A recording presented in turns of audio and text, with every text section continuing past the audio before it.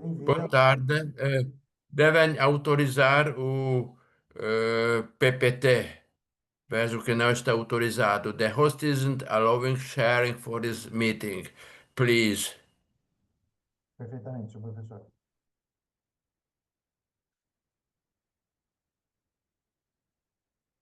Ótimo. Então, todos presentes, podemos começar a aula. Ou quase todos presentes.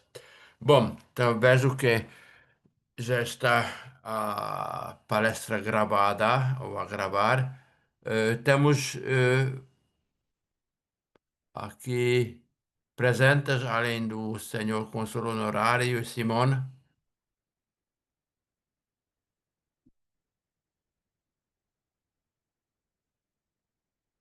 que bom.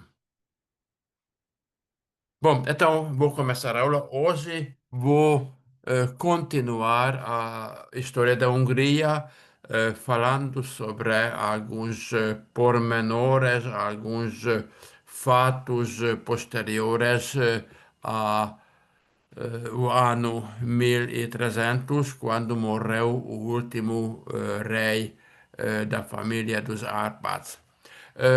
Após 1301 começou um interregno, quer dizer, havia um certo caos no país e os senhores provinciais, os senhores da guerra, dividiram o país. Havia três candidatos mais ou menos ligados à Casa de Árpad que iriam assumir o trono.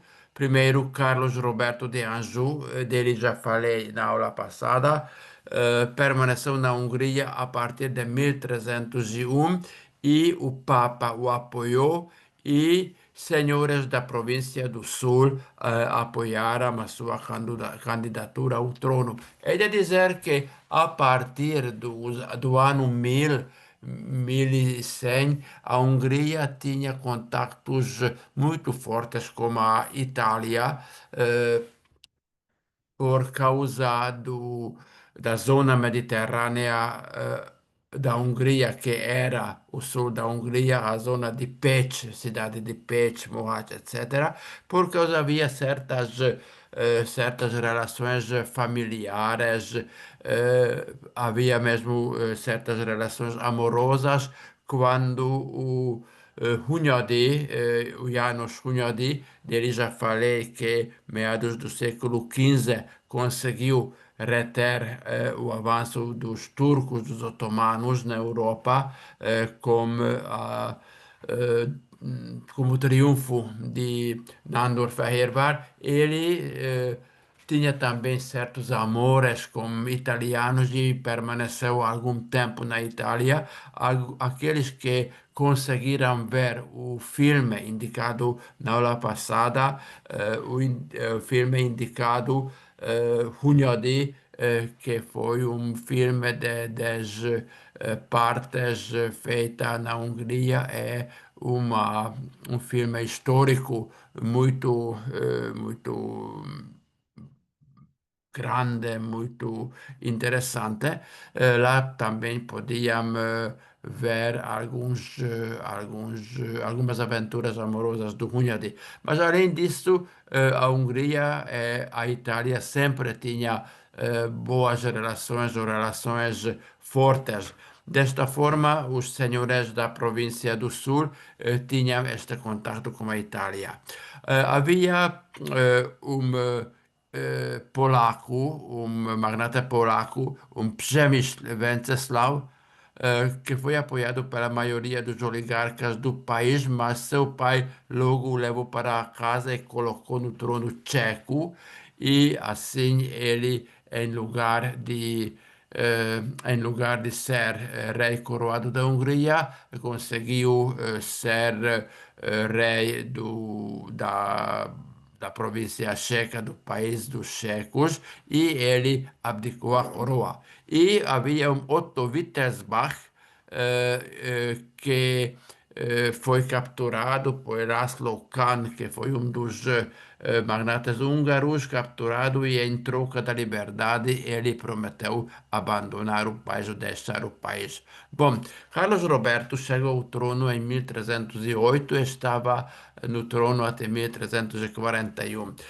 Ele, isso é muito importante, chegou a pacificar o país, segundo introduziu reformas econômicas, ele teve grandes avanços no terreno da mineração, para impulsionar a mineração de metais preciosos. Ele deu um terço da área urbanos proprietários de terras e que desenvolveram a mineração, por exemplo, convidando, trasladando à Hungria mineiros alemães, e ele foi também, a sua atividade foi também importante na cunhagem, tornou-se um monopólio real, a cunhagem. Ele cunhou florins de ouro de boa qualidade, com a ajuda de mestres florentinos, e parou de cunhar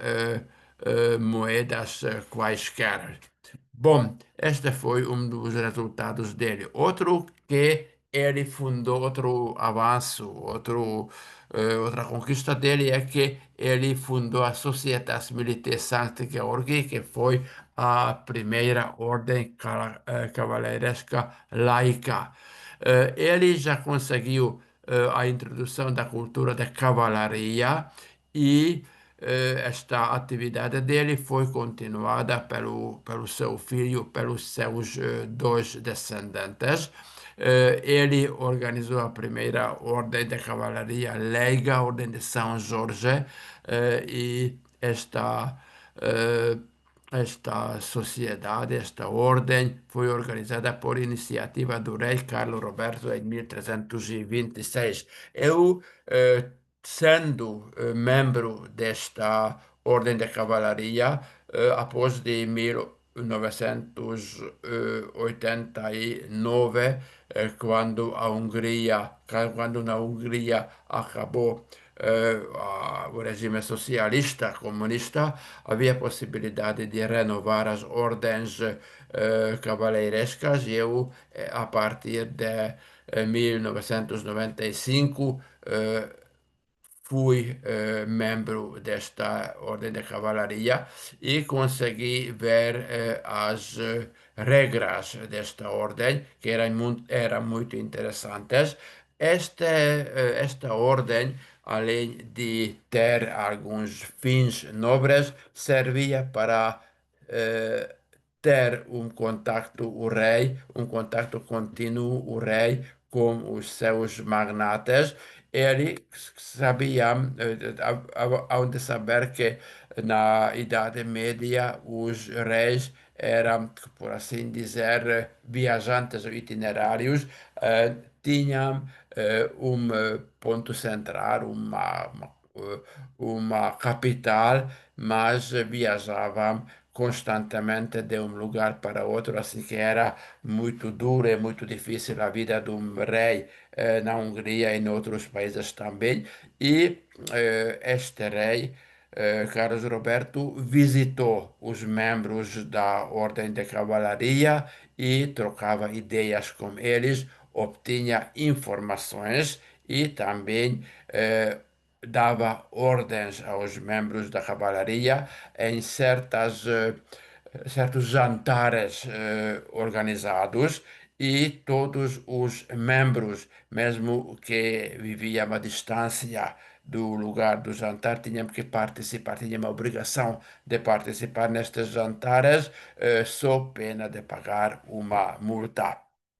Bom, eh, o filho de Carlo Roberto era Luís o Grande, que era um rei que fazia uma política expansionista, e ele mesmo participou em lutas na Terra Santa e foi contagiado pela lepra, pelo hansenismo, assim que os últimos anos dele, como um grande romance, reza passou num isolamento, mostrando os sintomas desta doença terrível. Ele conseguiu fazer uma união pessoal entre a Hungria e a Polônia a partir de 1370, onde saber que Polônia e Hungria, a partir deste tempo, eram países quase irmãos, e estas boas relações entre a Hungria e a Polônia dura até hoje. Um episódio dessa amizade é que quando, durante a Segunda Grande Guerra, os alemães atacaram a Polônia, a Hungria ajudava a luta dos guerrilheiros eh, poloneses com armas e com munições e dava um asilo às crianças que tinham fugido da Polônia por causa da guerra. E ele continuou a introdução da cultura cavaleiresca na Hungria. E temos que mencionar o Sigismundo de Luxemburgo, que foi um vástago tardio de Carlo Roberto, que também fazia uma política no sentido do seu pai e de seu avô. Agora chegamos a uma época de florescimento da Hungria, eh, quando na segunda metade do século XV, eh, a rainha Beatriz chegou à Hungria e conseguiu introduzir o Renascimento na corte do Matias, que era um dos nossos maiores monarcas e o último monarca eh, autônomo húngaro na segunda metade do século XV. Matias I, normalmente chamado Rei Matias, era um monarca húngaro do século XV. Seu reinado foi o último momento de esplendor da Hungria, porque depois de algumas décadas, a invasão turca acabou com a independência do país, que recuperou só no final do século XVII, mas com a ajuda dos austríacos, que foi o início de uma época de subordinação ainda mais dolorosa. Assim, o rei Matias, que era um monarca duro e severo, mas justo e culto na altura da época, permaneceu na memória do povo como uma figura lendária. Depois, no final desta PPT, eu ponho lugar de podem descarregar um filme em inglês de Matias, porque havia muitos contos populares, muitas lendas populares falando sobre a justiça e o bom humor deste monarca. Bom, ele permaneceu na memória do povo como uma figura lendária que, com sua sabedoria e talento, fez a justiça muitas vezes para os pobres. Ele era duro, mas era justo, assim que na Idade Média, como sabíamos, e talvez este fenômeno é conhecido também no Brasil, se pode extrair muito dinheiro dos que pagamos impostos. O Matias exigia impostos duros, mas nunca pedia mais do prometido, assim que não havia abusos neste terreno. Por outro lado, a política financeira positiva deu como resultado que a Hungria floresceu, tornando-se não apenas um dos países mais fortes da Europa naquela época, mas ao mesmo tempo abrigando o humanismo e a arte renascentistas vindos da Itália, em parte graças à presença e influência da Rainha Beatriz, de origem italiana. Podemos dizer que a Hungria foi o limite norte até onde chegava a Renascença italiana. Isso é um fato muito importante. A rainha Beatriz foi a segunda esposa do rei húngaro, eh, e ele casou com ela da morte repentina e prematura da primeira esposa, que tinha 14 ou 16 anos. Bom, Matias era natural da nobreza média, filho de um chefe do exército, já mencionado János Hunyadi, que lutou com sucesso contra os turcos na primeira metade do século XV. A ascensão de Matias ao trono foi um caso incomum, como já mencionei anteriormente, dado que ele não tinha relações familiares reais. Esta foi uma exceção naquela altura.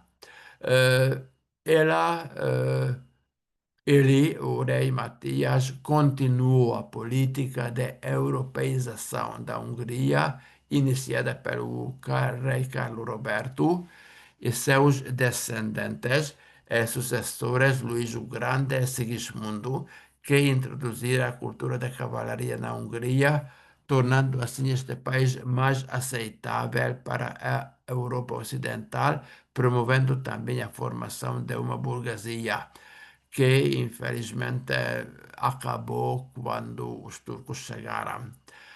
Matias consolidou o país política e economicamente, transformando-o em um Estado forte. Ele era um monarca com mãos de ferro, mas justo e culto, e tinha como preceptor e conselheiro um dos humanistas da época, Vitesianus, que desempenhou um papel importante na sua formação e na sua política.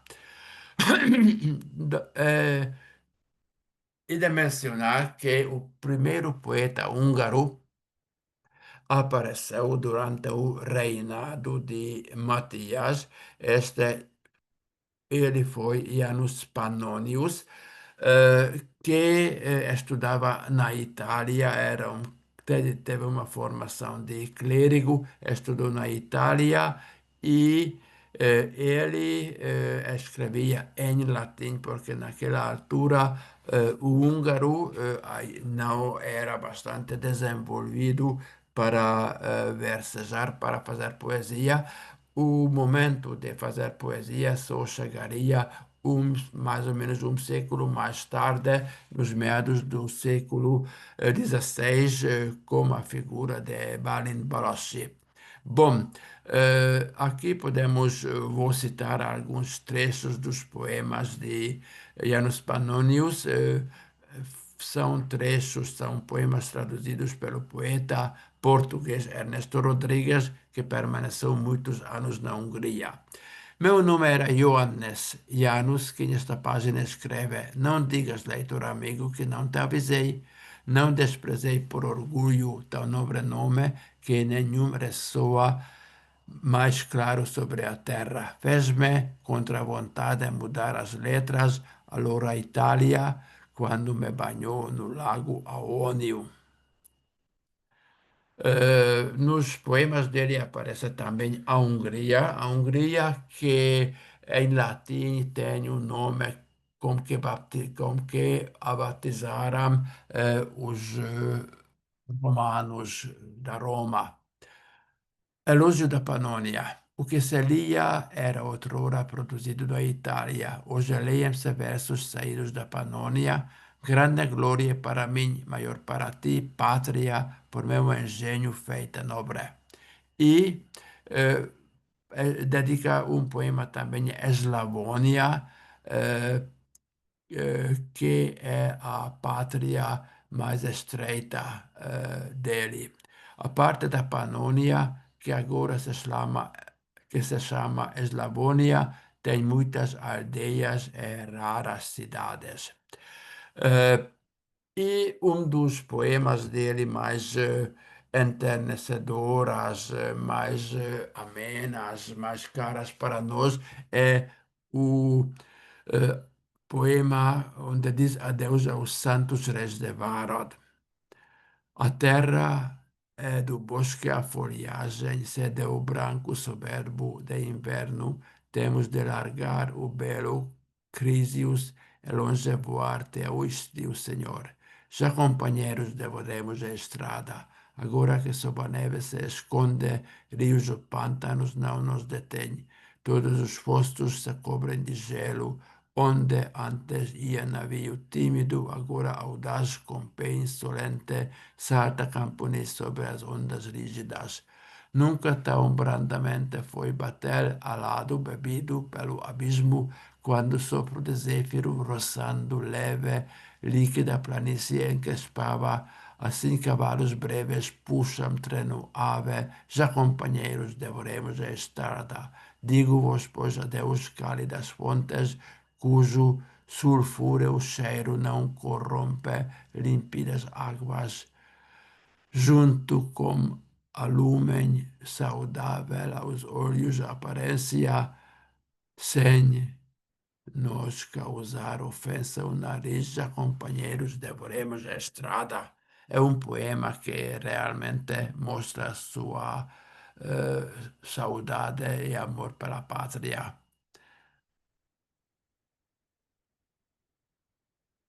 Janos Pannonius, alguns dados dele, em húngaro tinha o nome János Csizmicei, foi bispo de Pest de 1459 até sua morte. É o primeiro poeta humanista húngaro bem conhecido.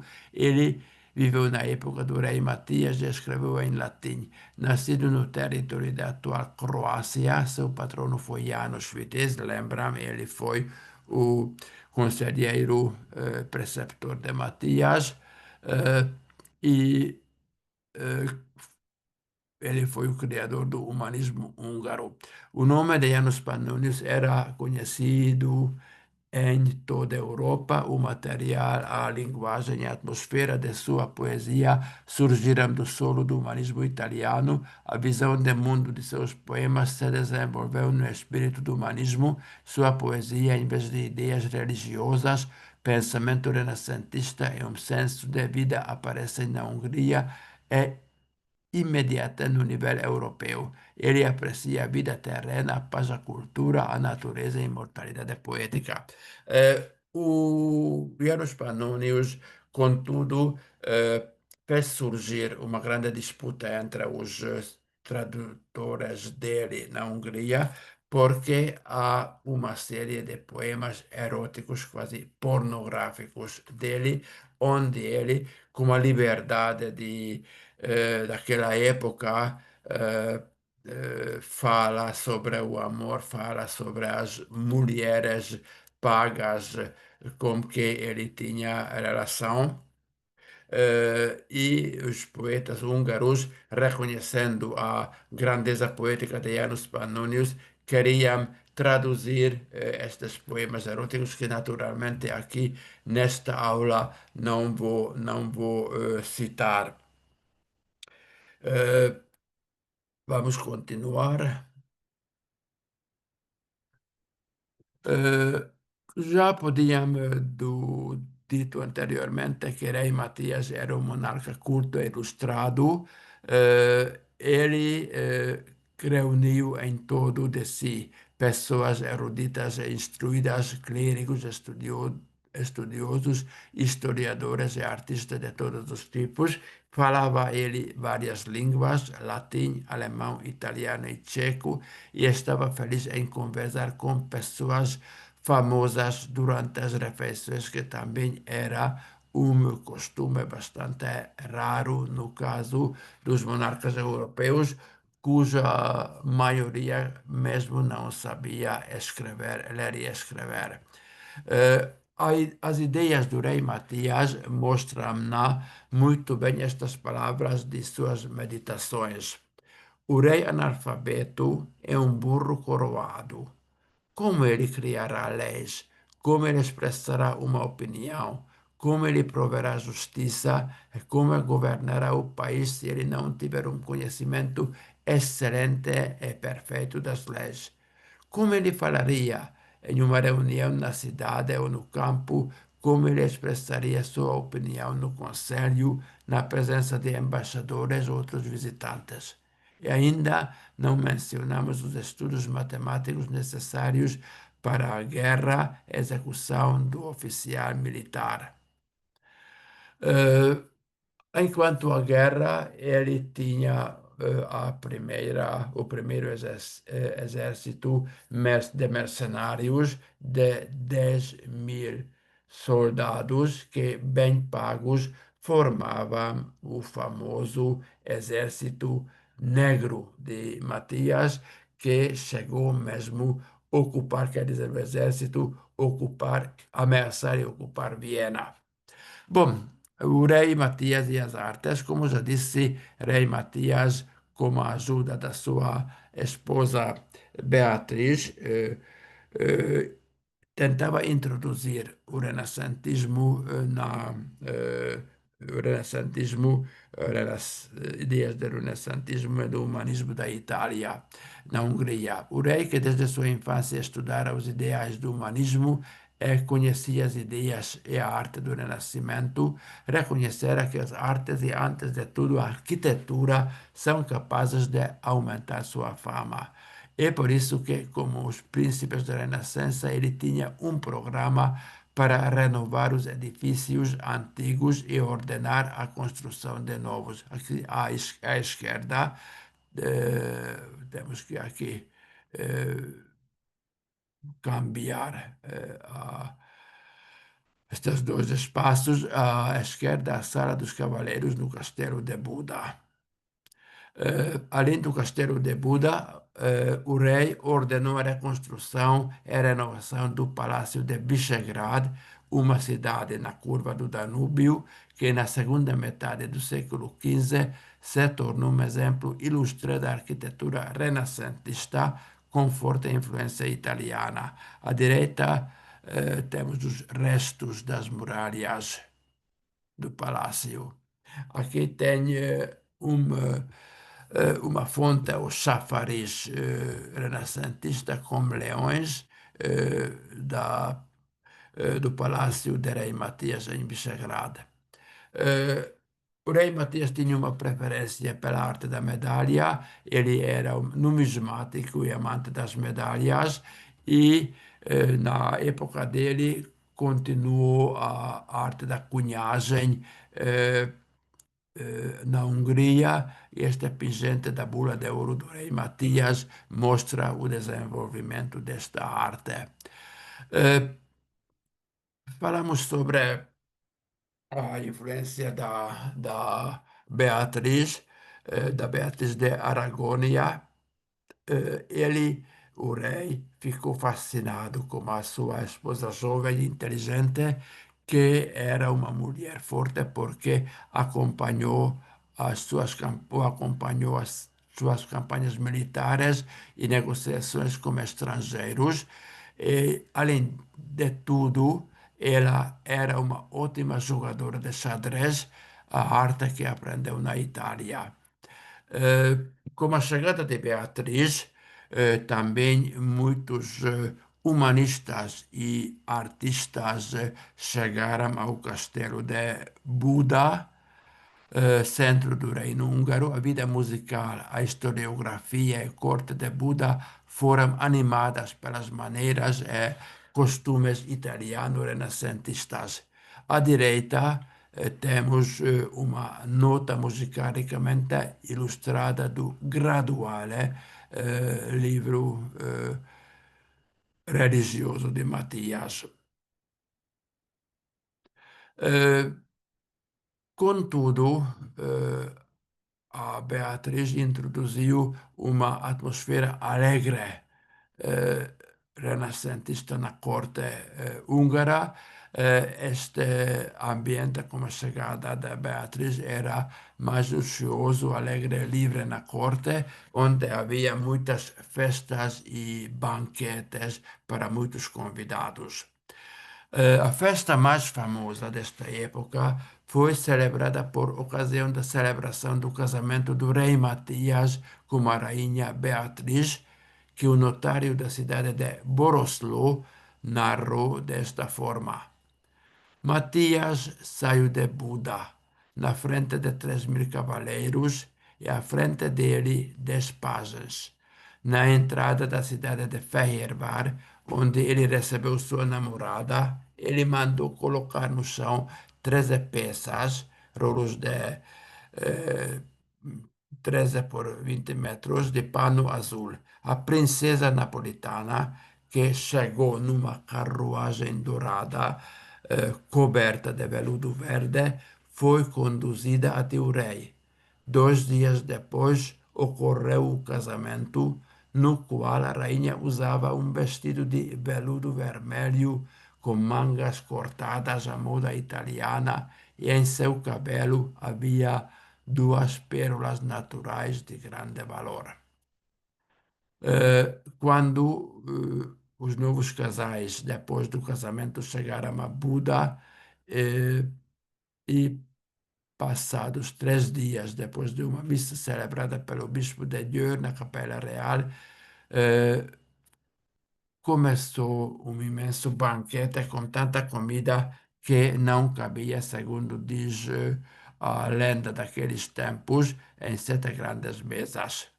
Aqui podem ver 2 imagens, o Masterchef, a chefe da cozinha da época do rei Matias, e à direita uma imagem de uma rua de Buda. Era como a Buda tinha um aspecto na Idade Média. Bom, aqui temos, ou podem ver, uma tapeçaria do trono de Matias, é um azulejo da lareira de tijolos com a imagem do rei. Na época do reinado do rei Matias, em Buda começou a impressão de livros. Um tal Andras Hess foi o primeiro eh, tipógrafo que praticou esta arte em Buda, esta arte que vinha do norte dos países de fala alemã. Os primeiros livros tinham baixa qualidade, de modo que o rei preferia os livros manuscritos vindos das oficinas italianas. No entanto, a oficina de encadernação de Buda, que manufaturava os livros da Biblioteca do Rei, emitia excelentes obras, como se vê à direita. O rei Matias tinha uma obsessão pelos livros que mostra que a sua biblioteca, chamada Biblioteca Corviniana, foi uma das maiores do período, tendo de 2.000 a 3.000, por outras fontes, 2.000 a 2.500 volumes, segundo outras fontes, até 3.000 volumes. Infelizmente, hoje só podemos estimar o número de livros da biblioteca, porque depois da morte do rei, os bibliófilos roubaram muitos livros valiosos e quando os turcos ocuparam Buda, levaram consigo para Constantinopla o que estava da biblioteca. Podem imaginar que um livro manuscrito ricamente enquadernado e ilustrado, tinha o valor de uma aldeia. Assim que não podem imaginar que valor tinham estes livros, como uma casa grande ou um arranha-céus. eh, Era igual, o valor de um arranha-céus era igual a um livro manuscrito e ricamente enquadernado. À direita tem uma página da Bíblia feita a pedido do rei Matias. Em resumo, podemos dizer que a educação do rei Matias abriu as portas para a disseminação da cultura humanista e das artes renascentistas na Hungria. Este processo se intensificou, se tornou mais nuançado com a chegada da rainha Beatriz, uma princesa culta que estava na altura do marido. Desta forma, o Renascimento, que se estabeleceu na Hungria, era quase o único dos países do norte da Itália, na Europa Central, onde o humanismo e as artes renascentistas exerceram influência não apenas nas classes superiores, mas em uma base diária, deixando muitos monumentos que, infelizmente, a dominação turca de século e meio aniquilou. Aqui podem ver filme no YouTube que em inglês, com desenhos animados, fala sobre a sabedoria e bom senso de humor de King Matias, do Rei Matias. E aqui um pouco de gramática. Substantivos e o papel dos substantivos e os casos. Como sabem, o húngaro tem, uma língua aglutinante, assim tem casos que modificam o sentido de certas palavras. Os substantivos húngaros não têm gênero gramatical. Este é um fato muito importante. Uh, Simplificar a construção de frases. No entanto, os substantivos e outras partes da fala na gramática húngara utilizam uma infinidade de sufixos para indicar casos, posse, pluralidade, mais ou menos 27, 28 ou 30 casos existem no húngaro. Há disputa sobre isso entre os expertos. Bom, aqui alguns exemplos. Casa, has. Casas, has, auch aqui sufixo, hasban, sufixo do plural, hasban, sufixo na casa do lugar, hazakban, nas casas. Assim que podem ver que primeiro, depois da raiz da palavra primeiro, vem o sufixo do plural, eh, o sufixo da possessão e depois, no último lugar, o sufixo dos diferentes casos. Aqui podem ver alguns exemplos, podem estudar em casa estes casos. E aqui um exemplo de um poema de Balin Balassi, o primeiro poeta que escreveu em húngaro, mostrando a declinação. Nem írom pennával, fekete tintával, de szabjám élivel, ellenségvérével az én örök híremet. Ablativo, postfixo, val, pennával, com pena ou com caneta, penna. Aqui podem ver a ilustração como o postfixo do ablativo vai com o substantivo. É bastante complicado, por isso muitos têm medo do húngaro, mas há pessoas que já aprenderam esta língua. Bom, aqui esta é uma atividade, mas vocês não têm que fazer atividade, assim que esta é para estudantes universitários. Bom, agradeço a vossa atenção e nos encontramos a próxima semana, quando espero que já vai um pouco